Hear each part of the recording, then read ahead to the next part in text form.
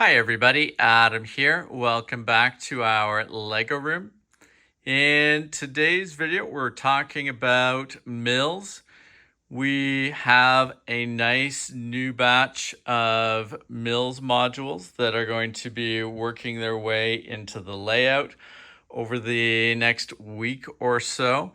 And I've got some plans with some buildings and roads, etc., that are going to be going on. So I thought this was a good point to check back in with how MILS has been working for us and some of the changes I'm going to make to try to sort of get maximum effectiveness out of the MILS plates, and some things that'll be happening with the city as a result of that. So lots of cool stuff to cover. We're going to talk a little bit about some lighting work as well and how that will fit into the MILS modules. So lots of cool stuff to cover. So let's dive in and get started.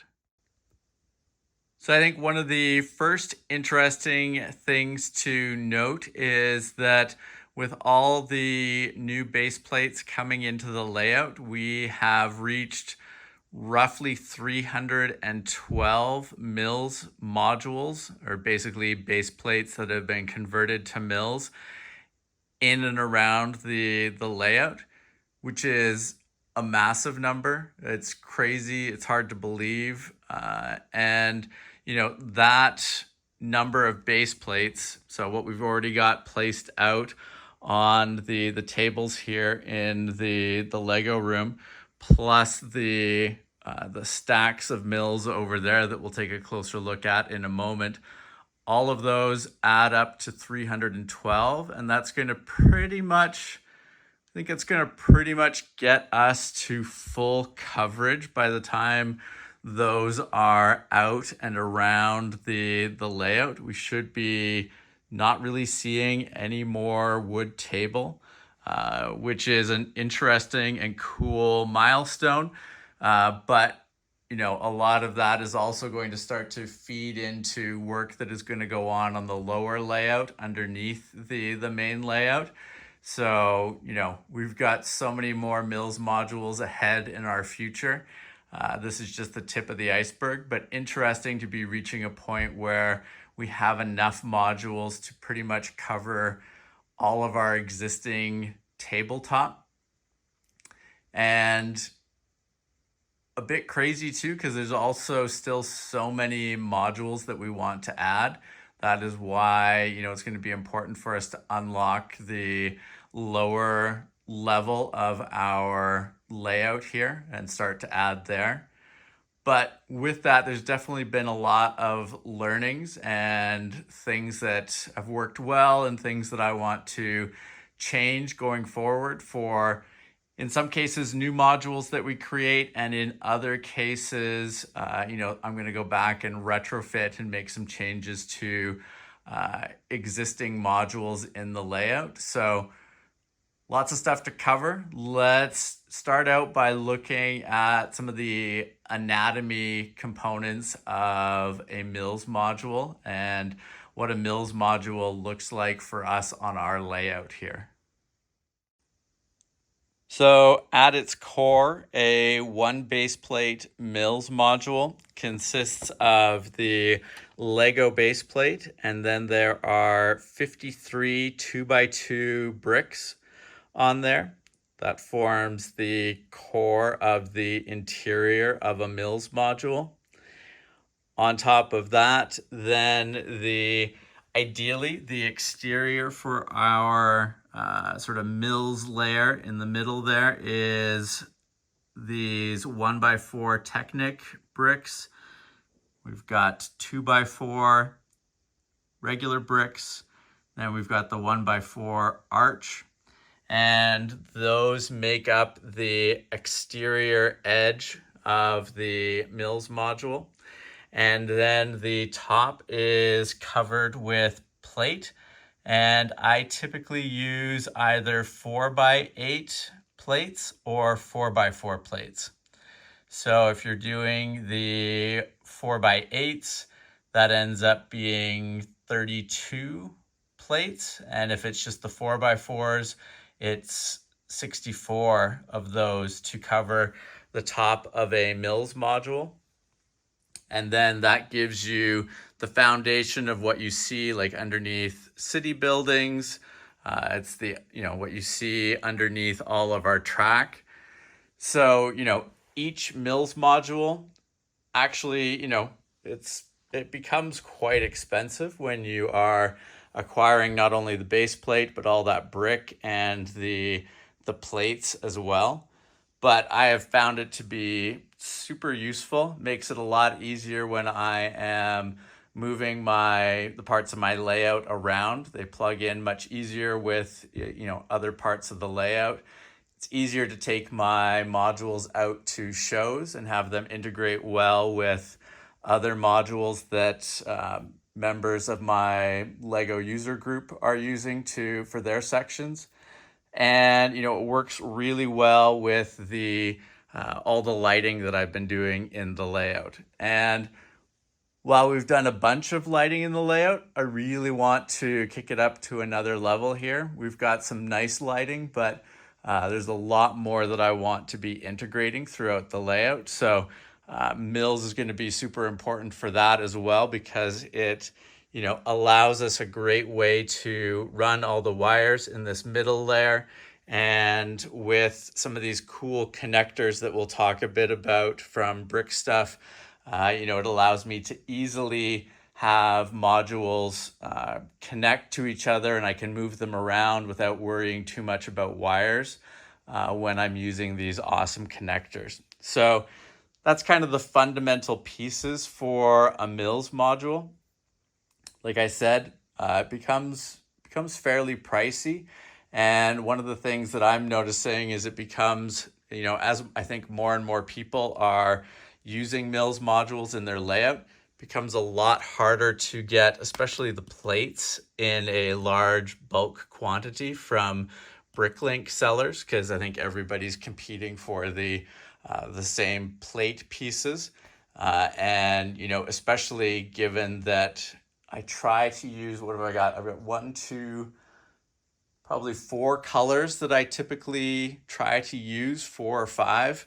I've got the light sort of tan, there's a dark tan, a dark brown, green, and gray. Those are the ones that I typically use. And there's a nice olive one as well, olive green, which I don't think I've got any modules that are using it right now, but that's one as well that I would consider using for modules. So, everybody's hunting for the same parts, which makes it a little difficult as well. But, it's worked out well so far. And, I think that the cost is worth it when it comes to the ease of moving these modules around, plugging them in with other people's modules at shows, and just the freedom it gives me when moving stuff around here in the Lego room and having everything plug nicely back in together. With that, there's a couple things that I'm looking to change up. One, typically my modules are solid and flat, I guess is the best way to describe it. And I'm going to be looking at adding more terrain going forward. I'd like to have some rivers and water modules around the outside of the city and some of the track area. So I'm going to be experimenting a bit with that. I'd like some height as well. So tunnels, mountains, hills, that sort of thing.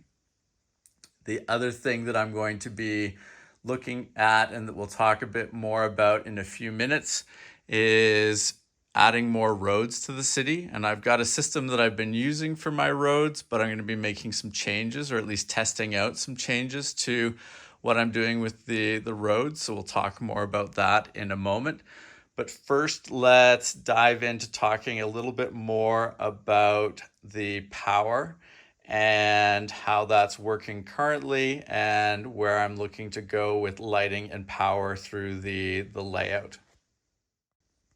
So you can see currently I've got a few of the lights lit up in the city, and this is predominantly what I'm using my lights for at the moment. So you'll see there are street lights, and then we've got some lighting inside buildings, and that carries down pretty much most of the main street of the layout.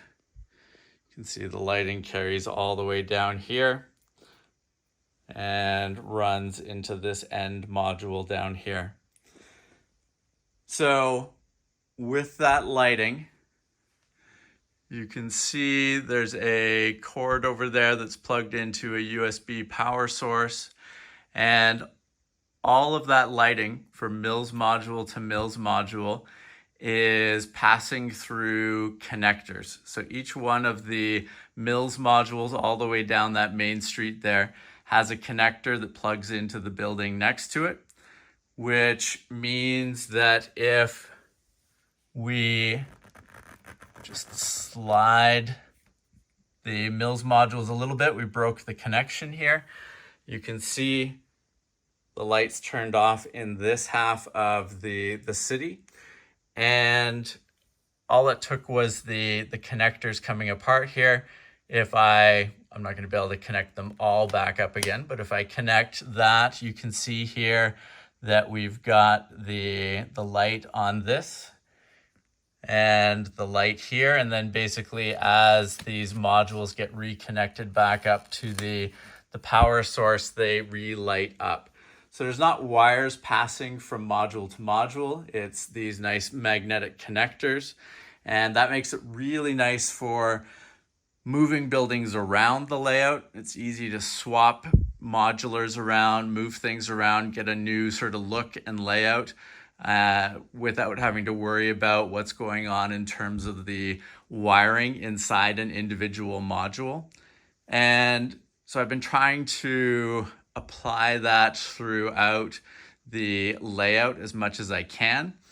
And for this part of the sort of the layout, I've been using these Brickstuff magnetic power connectors. So they connect horizontally from module to module. And I've got still a number of them in reserve here that'll be filling out a number of the remaining modulars and city buildings that'll be going in to fill out the initial city layout here on this side of the layout.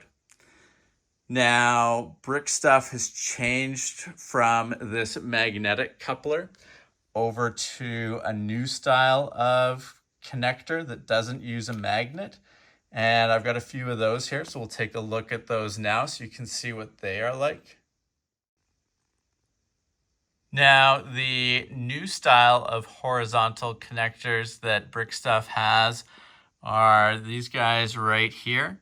You can see really low profile in terms of the space they take up in a MILS module, and really easy to get them fixed into the module, to the studs there. It comes with a couple of parts that it sits on here and then a flat tile at the front. And you can see they pair up there.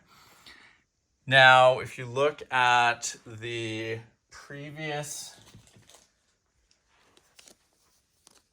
magnetic ones, you can see the size difference there. Not quite half the size, but well, maybe close to half the size, but probably more like 40% of the size of the magnetic ones. The trade-off obviously is that there's no magnet with these ones. The nice thing about the magnet connectors, they find each other and they, give you a fairly solid connection with those magnets and can hold the base plates together a little bit. Whereas with these particular connectors, I've had to put some pins into the those 1x4 Technics that I have on the MILS module to just give a firm enough connection to keep the modules together so that this connection here can be firm and it doesn't sort of wiggle apart. in a big layout where everything is pushed really well together, I could probably get away without having the pins, but the pins are a nice sort of security mechanism in making sure that that connection is maintained. You can see here, if I turn on the battery pack, we've got light on each side of the connectors, and it lights up one of the, I've just got one of the lights plugged in here to the power at the moment. The nice thing about these particular connectors as well is there's actually 2 channels that you can use here. So I could have power running through on one channel that takes care of the street lights, say, for example. And then I could have the other channel be for the power to the interior of the building, taking care of all the interior building lights. Not entirely sure how I will use those 2 channels at the moment. All of my existing stuff with the magnetic connectors, just one channel, everything from, exterior lighting and interior lighting is on that one channel and powered all the way down. I am going to need to do a little bit of power management and sort of break up these chunks of the city a little bit so that the power sort of usage is balanced throughout the city as more and more interior lights come online and other lighting around the exterior of buildings, just so that nothing gets overloaded and that the, everything can basically get the power that it needs. With these 2 channels here, I'll just have to do some experimenting, and we'll probably just use one initially and then kind of see if there comes up with a situation where the second channel makes sense as a consistent rule that we can apply through the layout. But, overall, I like the magnetic connectors, but I'm, interested to see how these new horizontal ones play out. The biggest advantage probably to, in comparison to the magnetic ones is just how much cheaper they are.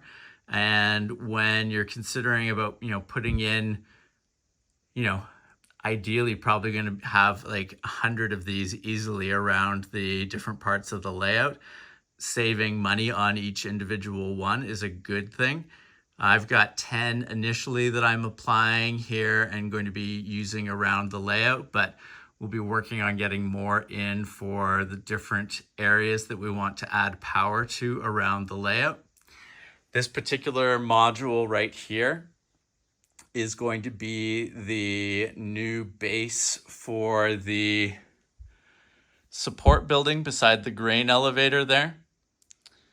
So this brings up another interesting point. So previously, the footprint for that particular building was a 2 base plate by 2.5 base plate module.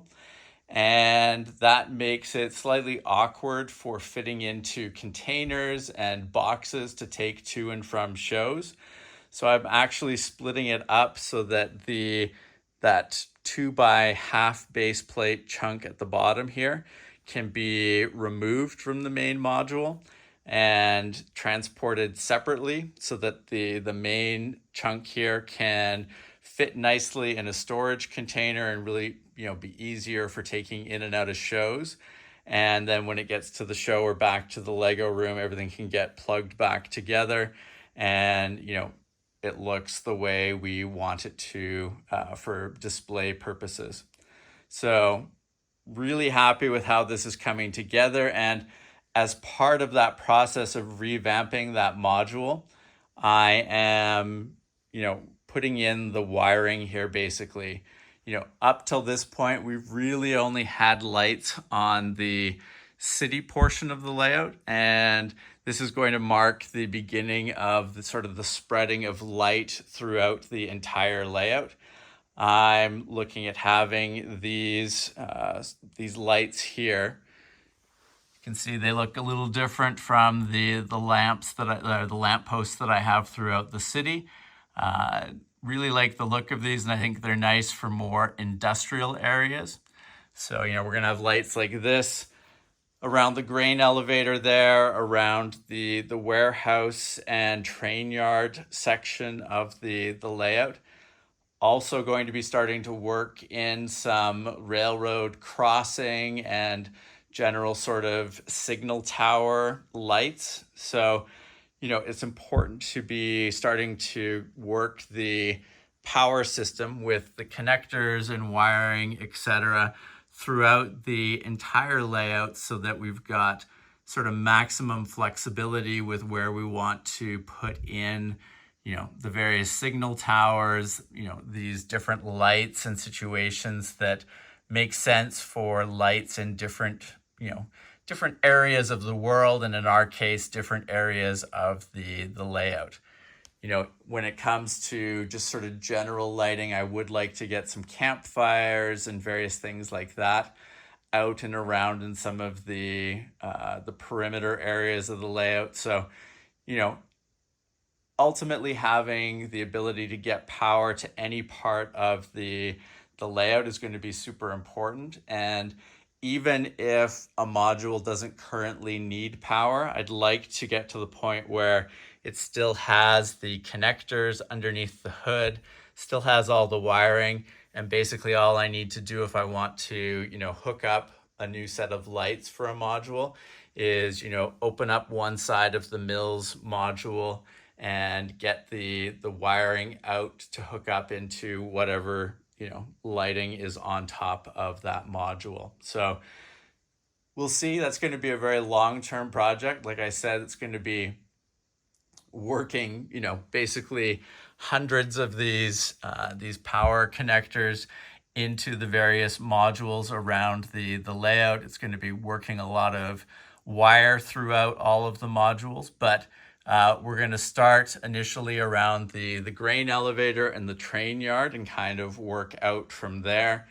Later in the summer, I've got an awesome lighting set coming for the Eiffel Tower, which will work in on that side of the layout, over in the corner over there where the Eiffel Tower is starting to go up over there. So, gradually we're going to get lighting everywhere, and we'll just prioritize the chunks that we want to have first. One other thing to note here for a MILS module like this one, where it spans multiple base plates underneath the module surface, I generally go through and connect the base plates together with the 2x4 bricks. So normally the 2x4s would go this way and just form a perimeter around the base plate, and they wouldn't connect it to anything else. But in this case, where I've got multiple base plates that are connecting together, so 2x2, I put the 2x4 across, and that just adds some extra structure and stability. But what I'm doing here is I'm leaving an exterior channel at each of the connection points. Oh, actually, one correction here. This is not a 2x2 with a half here. The original footprint of this particular module was 2x2, and now we've got 1.5x2, and then the extra ones on the bottom here can attach to make it a full 2x2. But anyways, the channel around the exterior here is open, and that'll let me run the wiring around all the outer edges of the module, so I can have the connectors to run power everywhere. It'll be really easy for me to go in if I want to add more lights later, or if I want to add lights just in general to a module. I can go in and easily find the connection point, the board for adding more plugs in, because I will keep that on a consistent part of the module. So that's one thing that I'm doing there, just to make it easy to run the wires around and access those wires at a later date if I need to. Now, one thing that you'll notice here for people who have been watching recently with the latest track expansion projects I've been working on, I have finished extending out the siding track here along the edge of the layout. So the track goes all the way down, and I filled in the half track gap that we had up here where the switches came into the yard. So we now have a nice continuous line of siding track there. Really happy about that. Going to be super useful. So we will be getting that pushed into service soon. But really happy about getting that siding fully finished off there. It'll make for a nice spot to store, maybe in the short term, the Christmas train here or one of our other longer trains, since it's just such a nice extended chunk of track here. And looking forward to adding a few more extended siding areas like this around the layout. Now, an important component, I think, of any Lego city is the roads that are, laid out in conjunction with the buildings throughout the city. And I've been really indecisive on this part of the layout. And you can see I've built, I've had some initial MILS roadways in the city here that I built. You can see they are brick built. They go on their side here. Uses a lot of brick and plate because everything's placed on their side, and then you build it out. Looks really nice, but very intensive in terms of parts. Little concerned about the variety that I'll be able to build out using that style. There are a lot of road modules that are going to be here in the finished city. And, I think the more variety that we can have throughout those road modules, the better it will be for not only our layout here in the Lego room, but it will also, give me more options when I'm taking modules out to shows to display, if I've got a number of different road styles to pull from. So I'm going to ultimately run a bit of a test here. I'm going to create some road modules based on a different set of instructions that I found on Rebrickable that we can take a look at here in just a moment. And we'll compare the two against each other and then decide on the approach to move forward, because really want to build out, basically, ultimately, the goal here is to really aggressively over the summer build out this part of the layout. Want to fill all the city building modules. I want to get all the roads built up. Try to get this to be as complete as possible on this side. Obviously, it's never going to be, completely done. We're going to be swapping in different buildings and, other modules through this area over time. But I'd like to really advance this section of the layout along, because I think it's been lagging a bit and there's a lot of cool stuff that I want to put into this part of the layout. So that's ultimately the goal, to make a big advancement on this side. And I think that the roads are a key part of that. So let's take a look at the Rebrickable instruction sets that I'm looking at considering for our roadways. So I'll include a link below to these instruction sets on Rebrickable. They are from Lego Fan 21, I believe is the account name. And you can see it's 4 different road plate packs. Lots of different variety here across the different road plate packs. You can see there's 4-way intersections, T intersections, curved road, regular standard road there with just 2 sidewalks on each side and a straight section of road. But ultimately across these different packs, there's a lot of different types of roads. Roads with speed bumps, roads that are under construction where there's like a pipe burst there. There's road with trolley tracks on it. We've got crossing road sections here, which I think would be really cool. It would be fun to get that lit up and, integrated in a way where you could have the trains moving through, past the city here and triggering the lights and the arms on the crossings there. I think that would be a really nice touch. So would be cool to be able to integrate a module like that. And you can see other features of some of these roadways. There's some nice little indents for parking and different things like that. You'll see over on this pack over here, there's an indent for taxis and one here for a bus. Some nice features here with the arrows on the road, and then the crossings with a 2-track area there. Really nice stuff and a lot of really cool details. And then in this pack, you can see some different signal lights for the roads. We've got different crosswalks. This is like a different style of crosswalk where you can go diagonal across the street. There's nice little features in the middle of the road. Again, some really cool arrows.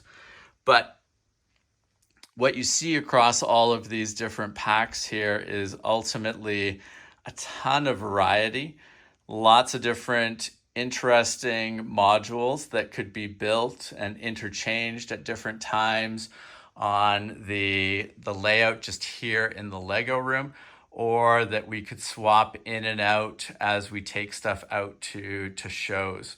So really excited about that.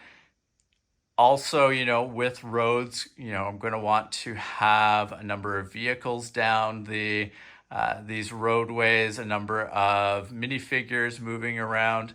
So the more options we give ourselves for interesting road features where things can be parked or where people can be walking, I think just, it will be better the more of those options are available. It's worth noting we also have our brick stuff traffic lights as well. So I want to be integrating those into the modules. So, for example, the 4-way and the T intersection here, we'll be looking to integrate our brick stuff lights into that. I think a lot of cool options there. Should be plenty of room in these little islands that are part of the MILS module to fit those in.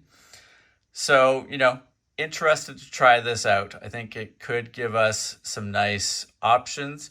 And, ultimately really love the look of this brick road that we've got here.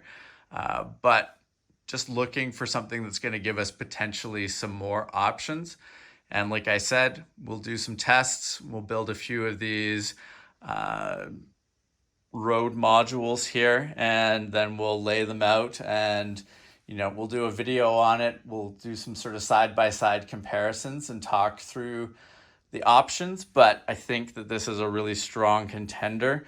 Really excited about some of the potential here and where we can take it. So that's going to be something that we will be working on in the next few days here. So definitely keep an eye out for videos on that. But looking forward to really pushing this part of the layout forward. And, like I said, I think roads are going to be a really big part of that.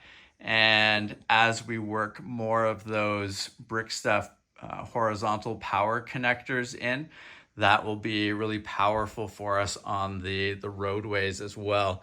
Because then, rather than having all of these wires basically traversing the entire roadway, we can just have those connectors plugging road module to road module. And, again, it'll be really easy to move those around and swap things in and out when everything's connected via the horizontal power connectors rather than wires. So a couple different things there that I think are going to really help advance that part of the city, and excited to see where we can take things with that. Couple of other things to note with the city. We've got a whole bunch of buildings that will be getting worked into this part of the layout.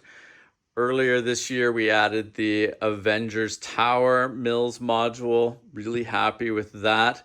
I've got several other Marvel buildings that will be going in at this end of the city.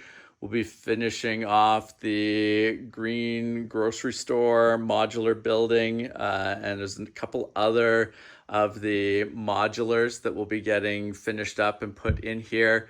We've got some bricative designs and some instruction sets from a few other designers on Rebrickable that'll all be getting worked in. So really looking forward to that. And like I said, we're going to be doing a big push on this end of the layout here as we work in those last MILS modules necessary to get us a complete coverage of MILS modules across the entire surface of our layout. So really looking forward to that. Other things of note, this part of the layout here, been really happy with this sort of T-junction area, or a Y you could call it, where we've got the main line branching into our rail yard. It's been something that we added relatively recently to the layout, and I think it's been working out super well. Quite happy with it. We recently got the official T-junction module from Trix Bricks, which adds a few more switches and some interesting details to the T-junction. So this T-junction will stay together, but we're going to be using some of those MILS modules that we've been creating to get the new T-junction mounted. Ultimately, I think the new T-junction will probably live up here on the upper part of the layout, and we'll put the other T-junction, this one right here, down underneath onto the new lower part of the layout. Really happy to ultimately have two T-junctions. I think that not only is that going to be super functional and awesome for our home layout here, but I'm looking forward to being able to take those out to shows as well.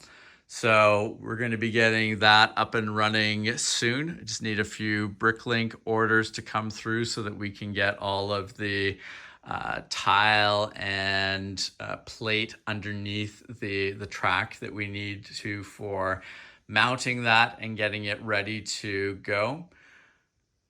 Other things of note, you'll see we've started to get the wind turbines back out and integrated into the layout. Super happy to have those back. We're going to be working on finishing off the last chunks of the Eiffel Tower soon here so that we can get that awesome new lighting kit hooked up there. Lots of great stuff ahead. Obviously, one of the big things, I sort of hinted to it a little bit at the beginning of the video, but one of the things you'll also see in upcoming videos over the next few days, going to be doing a lot of work on adding landscape and decor and other sort of details to our MILS modules and our layout to just add more dimension and variety. Obviously looking around here, it's very flat, very sparse. Really happy with how the trees have been working out on this corner over here. And, that's just an example of something that we want to add more of around the layout. More types of vegetation and trees. But even beyond landscaping, in that sense, we want to add variety of terrain with some hills, maybe a mountain, and a tunnel with that. Want to add some new farm modules around here, some buildings and equipment, etc., to support the grain elevator and some of the other agriculture sort of industries that we want to add to the area. So lots of cool stuff planned and coming up for that, and we will cover that in another video. But, like I said, really excited about where things are going in terms of the MILS modules for the layout. And, ultimately hard to believe that we are passing 300 modules in the layout. So many awesome modules already in the layout. Been really happy with how things have been coming together and looking forward to this next, basically a couple of months here as we aggressively look to advance the layout and add a whole bunch of cool stuff into the city, the rail yard, and all the other areas in our layout. Like I said, obviously, a lot of these parts very difficult to come by, or at least, difficult to come by in large quantities, and, frequently very expensive as well. For some of these modules, you'll notice that, like this is more of the ideal here. I've got the Technic bricks for the pins to go into. Whereas in some of these, I've just got the solid 2x4 bricks filling all of those spots. As I am able to track down, more of some of these different parts, we will go back and retrofit the different modules. Probably those modules will get retrofitted around the same time that I go back to add power to all of them. Some of them will get power as they're going into the layout, but for things that are going into the industrial section and the sort of fairground area on the other side there, they won't all have power initially. So I will retrofit those later. And that's where a lot of these particular MILS modules will go in the short term. But ultimately, want to try to get everything over to this style here, just so that it allows us to have, pin connections if necessary. And it's kind of the ideal sort of format for the MILS modules, and making sure everything's standard and gives us the full access to what we may want to do with them. One thing that I am considering for the edges of the modules, and it's not such a big deal here in the Lego room, but I could see around this perimeter edge here, it would be nice to have just a little strip that could get plugged into the pinholes here that would maybe have some sloped bricks on them. So I could see like just a sort of a 2x whatever strip of MILS module that would just plug into the edge, have the sloped pieces in a nice sort of unified color, and would just give a nice sort of polished edge to the MILS modules in the layout, so that people aren't seeing the kind of multicolored rainbow that can be on the interior of some of these. That's kind of a future thing. Like I said, not such a big deal here in the Lego room, but could be something that would be nice when going out to shows, to just add a bit of a polished edge to our MILS modules. But that's just food for thought and something that we may consider doing later. But, ultimately, tons of great stuff going on in the layout here. And really looking forward to this next little stretch here as we push to fill in some of the gaps in the layout and start to expand out the underside of the layout as well, for more tracks, more module space for displaying builds that we are getting, put onto MILS modules. So looking forward to that. Like I said, on the channel here, we'll be covering a few other big videos as we talk about some of the decor and other landscaping that we're going to be starting to put around the layout. And with that, we will dive into the lighting a bit more as well. I want to walk through in more detail a few of the lighting kits from Brick Stuff that I'm using, sort of showcase them a bit and brainstorm a bit on how they might get integrated into different modules. And as we start to do some more of the power layout planning, so figuring out where the battery packs go and where things are, where the wiring and which chunks of the layout will go to which battery packs, we'll talk more about that stuff as well. So lots of great stuff ahead. If you have not subscribed to the channel, please make sure to do so that you don't miss out on any of our upcoming videos. With all of that, there's still lots of train videos coming as well. We've got a number of kits that we're still building that you'll start to see popping up in the layout really soon. More track that we're going to be adding and building out. So lots of great stuff on that side of things as well. And also some more videos around sorting and organization as we continue to work with our Acro MILS containers and get all of our bricks accessible and, sorted and organized on that side of the Lego room as well. So, if you have not subscribed to the channel, please make sure to do so that you don't miss out on any of those videos. And thank you very much for watching. We will see you again soon. Take care. Bye.